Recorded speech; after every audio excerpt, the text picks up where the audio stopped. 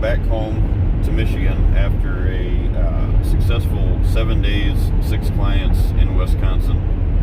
Started in north central, ended up in southwest, and now we're headed back to Michigan for a couple days, and then we've got March is a big Michigan month for us. So one thing that I wanted to just touch on today while we're in the truck, and it really resonates with me while I was driving here, is, you know, there's a powerful piece to always think about. And this time of the year, I think the reason that we need to touch on this is because it's a way to really hone in and maybe put just that last finish touch on a spot, whether you're out on public ground hunting or if you are, we're hunting a private parcel and you did some work on it last year, hunted it, seen some movement, and maybe we're just outside of success a couple of times, and now's the time to change that. So what this is, the topic of today's video is why reflect on last year's season. And that resonates with me when I'm in the truck heading home from client properties, is I'm always reflecting back on what I've seen, what I learned, who I met, and so that's kind of why we're doing this video today. Is very similar situation, is because I can learn. I do learn off from all these projects that I do, all the people that I meet, what property fits, how each property fits different landowners and all their hunting partners and everybody that hunts it.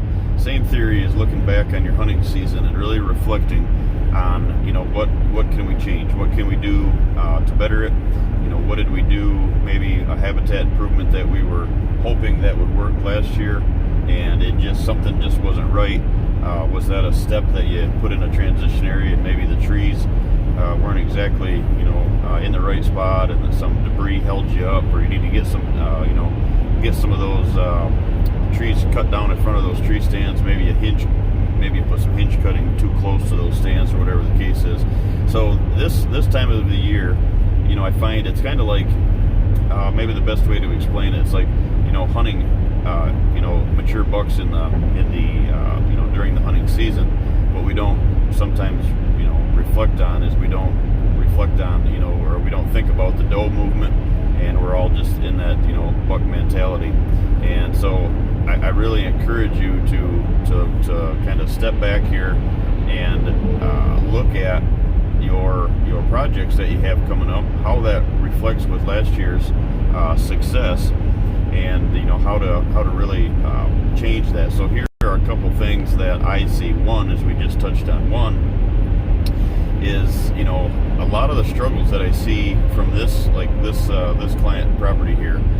There's always stuff that I see that's always very similar on each and every property. It seems like I'll go 4 or 5 clients in a row, and that issue always arises. Then I'll go 3, 4 more clients the week later, and it's there's always that piece that everybody is looking. One of the biggest things that I see that's very repetitive on private parcels that have had work done to them is just that, like we talked about, the hinge cutting on these transition areas in front of these stand locations. So there's no break in the transition, and to tie to that, a lot of them don't have a promoted transition area to begin with, and it's just you're obviously you're hunting you're using contour. It's a trail system. You're hunting an intersection coming to and from bedding, whatever that case is. But if you have enhanced that area, one of the things that I see a lot of out of 6 clients in 7 days, all 6 of them had this issue. All of them have hinge cuts in front of or near the stand. Now, it might be 1 or 2 hinge cuts, and the worst case scenario was, every one of the stands on the farm were built around, hinged pockets. So, that's the worst case scenario. 1 or 2 trees isn't the end of the world, but it can definitely really mess things up when you're trying to sneak into that stand location. You've done everything that you could possibly do to get in there, and because there's hinge cuts in front of the tree stand, you bump a bedded buck out, and it really sets back. And as you know, then that turns into a trickle effect that gets people down, and then you go into a chase instead of a strategy. And so that's really what I see, that one of the biggest things is that's, back to back to back on a lot of properties. The second thing would have to be is just the food plot situation that we always talk about. Folks understanding it, knowing that one of the biggest tickets to success, especially in a high pressured state, is not hunting your food sources. Yet a lot of stands and blinds are still on food sources. I even see that on stuff that I've worked on a couple of years ago, and then we about every third year I stop in and I revisit those farms and we do a walkthrough, and I still see that the stands and the blinds are still on them food sources. So that's a very repetitive thing that I see, and a lot of the answers is, well, we don't hunt it, we just haven't moved it. And if it's a box blind, tree stand's one thing, ladder stand's another. A box blind is the pinnacle of that. Putting these box blinds on food sources in such as the state of Michigan, where we're just returning back to, is you don't have to be in the tree stand. The sad thing is you don't have to be in that box blind for deer to blow at it, or the sun to hit it just right, and the reflection off the windows or the roof, and you get some boss doe that just has been bumped a million times out of box blinds in that area, not only your farm but the surrounding areas.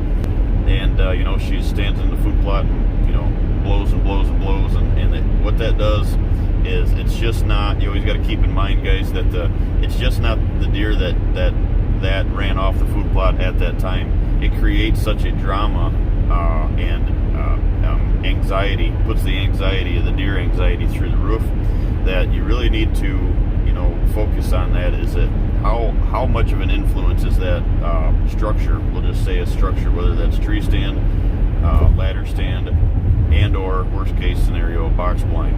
So that's the second thing that I see there. So these are all reflections that you can reflect back on. And the third thing, as simple as this sounds, as kind of cliche maybe as this sounds, the third thing that I see a lot of is just no improvements being done from year to year to year, which ties this whole video here together. One of the biggest things that we talk about, or topics that my clients and I speak of, is what had happened 2 years ago, last year, success, failures,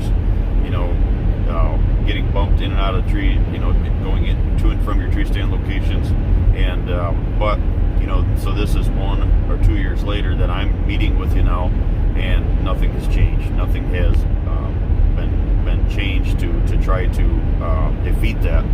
So to me, I'm a very I think, and I hope that this shines through on my designs, I'm very frugal on trying to make your accesses and your exits a no-brainer. And once you see the power of getting to a tree stand unscathed and being able to hunt, have a successful sit, and not have that stand or that sit, for example, ruined, or your chances go from a 50% or a 75% day because the weather is perfect, and that stand that you've waited and kept that pressure off, and then your access is horrible, and it now takes that sit of being successful maybe to a 10. Well, if you start adding up days that's the case, it really cuts into a 90-day season. Obviously, you take a 90-day season and you put it into a 2-week period where everybody wants to be in the stand, because that's what we all wait for, that ever so popular pre-rut and rut. It takes a 90-day season, crunches it into 2 weeks to begin with a lot of times, or if you're traveling to hunt certain locations. And so you can't afford to have those interruptions in your hunt schedule.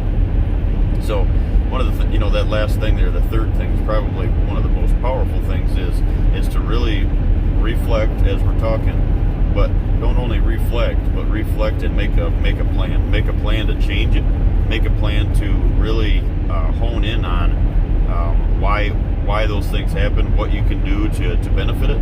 And I think once you start looking at the pieces of the puzzle, just like we talked about, your pressure, the box blinds on the food plots, the tree stands on the food plots, your access is getting in and out of there, that'll be,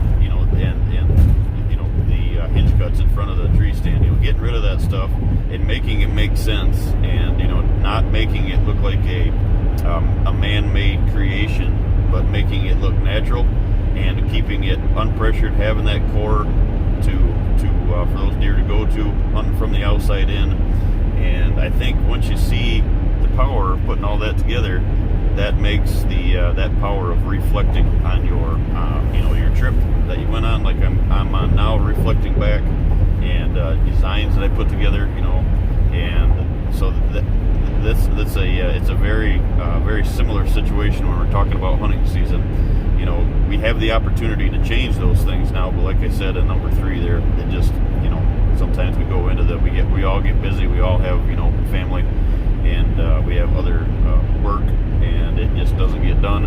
And then your reflection from this year is going to look just like your reflection from last year. So a couple things there, guys. We're going to get home here and get some things taken care of, and then we're back on the road here in a couple of days.